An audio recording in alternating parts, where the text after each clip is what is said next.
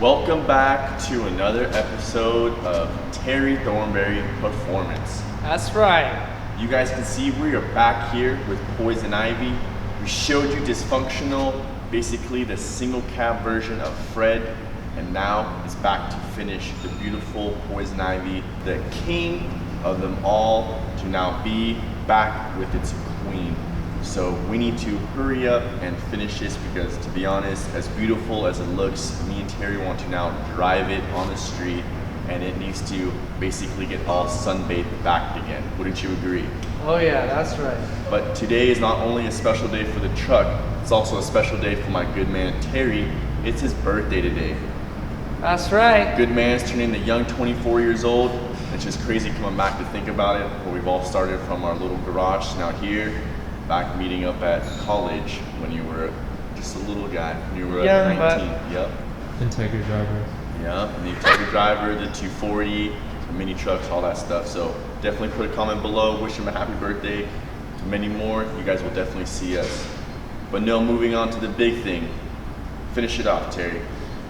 Marlon came all by, he's seen all the updates, and he also dropped by the upgraded headers because we definitely had to ditch those outdated cast iron headers. Everything was looking good. Because everything was looking great besides those headers. Yep. So we went ahead, Marlon got some Megan headers, we went ahead already installed them, mocked them up for him, but now we're going to take them off, put some fresh gaskets on it, and then actually reinstall it and make sure it's 100% good to go.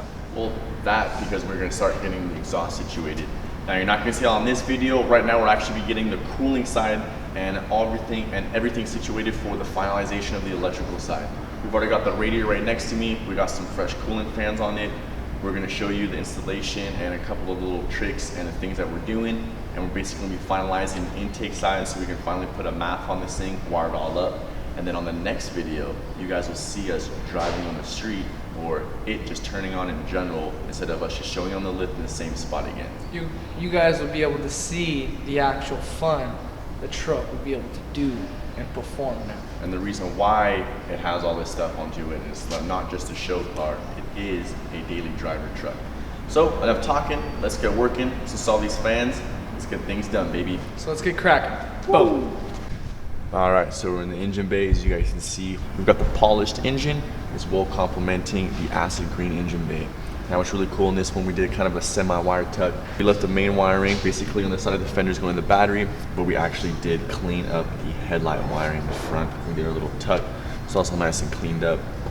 Now we're gonna go ahead and put that radiator in, and you're gonna see how clean it is with no wiring, but we're gonna show you how tight it is clearance-wise as far as the front pulley and the radiator. So we're gonna show you the electrical fans. We can kind of get a fan shroud on there, but it's kind of difficult. So for this route, we just went and placed it right directly on the radiator. Make sure it was all nice and protected, the fins that is, so the fans aren't gonna chafe up on the radiator. Let's get it installed and get some custom radiator hoses made up because it's definitely a tight clearance, so we're gonna need them. Let's get this finalization going.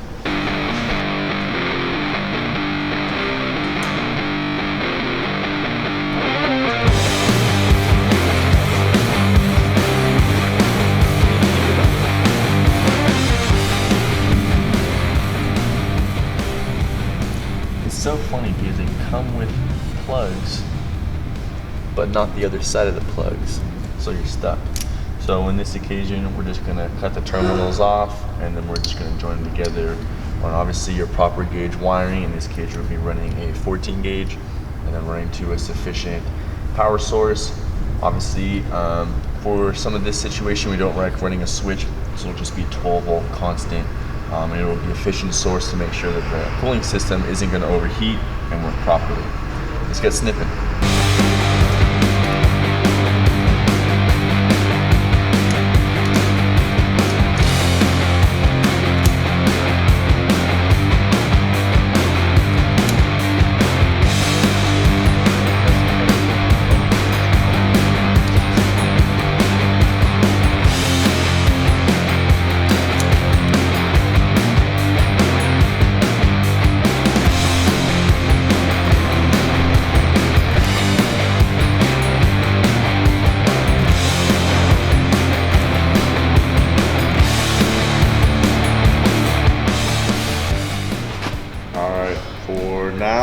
got the stock radiator. You guys already seen that gouge Terry showed you in the previous videos. If you haven't, go back in there and go update yourself. We got a brand new radiator in here. Got some electrical fans because you're gonna see the clearance is real tight. We've already got our wiring all situated and routed, as you guys can see. Now we'll go ahead and put it in. It's probably gonna be a couple removals because I always wanna make sure the clearance is good. So this is the first step, first clearance.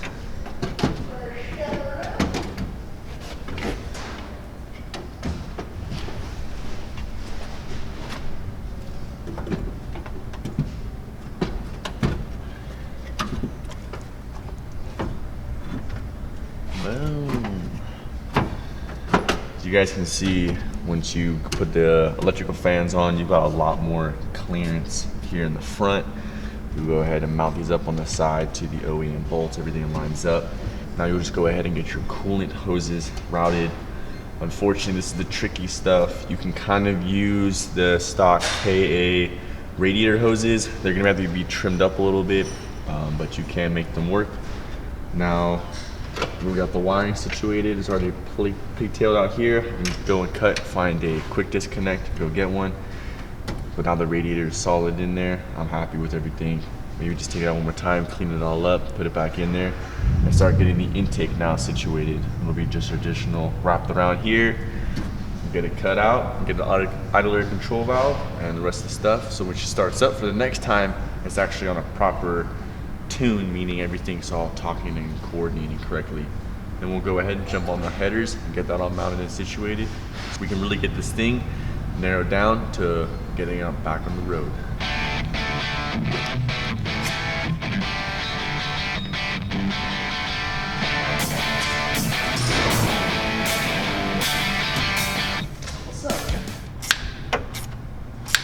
So if you're doing this swap and you're having some trouble with obviously getting your shit going, getting the radiator hoses going, the 720 radiator hoses are going to be the best fit for the KA mounts. We just plumb up. You just have to just move them a little bit, get them just massaged in there. Other than that, it'll be good to go fit.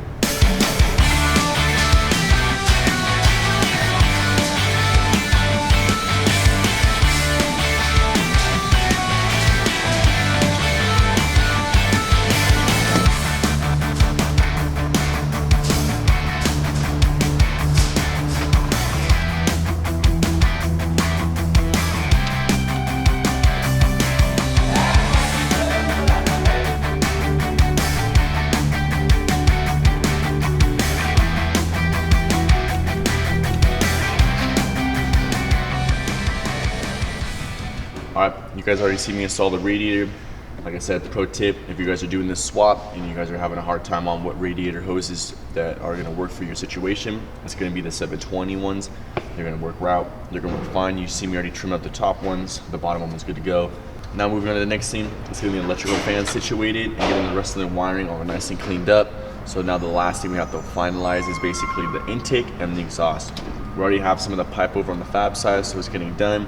But to be honest, we're not worried about that. We're worried about getting the wiring situated. This will be the last piece of the puzzle. Let's get jumping on the wiring, which is my favorite.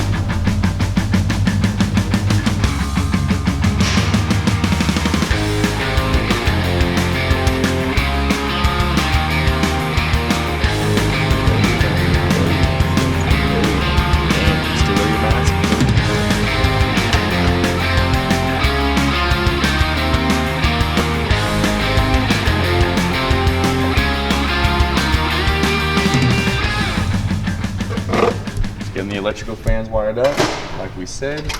Went ahead, when we did the wiring video, showed you guys which wires you can keep open or exposed. So when you wanted to go plug up your electrical fans, it's going to be that yellow and red stripe wire. And the alternator, that just depends on where you have it. You can either do a one wire, you can do an exciter wire, the OEM one. You'll just grab a 12 volt key. I like to go with a red and yellow one. That's off the wire terminal, or you can go off of another power source. That's going to be the next thing. Now we're going to be cleaning up the rest of the wiring harness so it looks nice and presentable and getting in its final location. We'll be giving the powers, we'll be putting the battery, testing the electrical system, make sure it's all good to go, and we'll see where we are at the end of the video.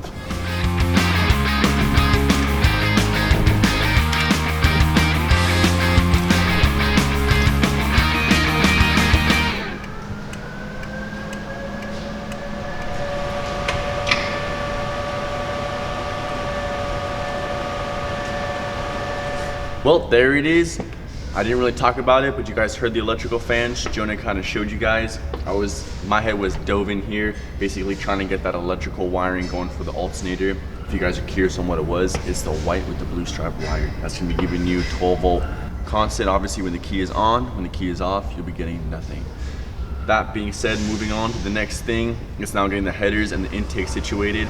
I got Terry over in the fab side, getting the intake side fabbed up, and we're getting the headers all situated as far as for getting the gaskets mounted, and then moving on to the next thing is getting a full on exhaust. We're not gonna be talking about the interior too much because Terry already showed you that we cut it.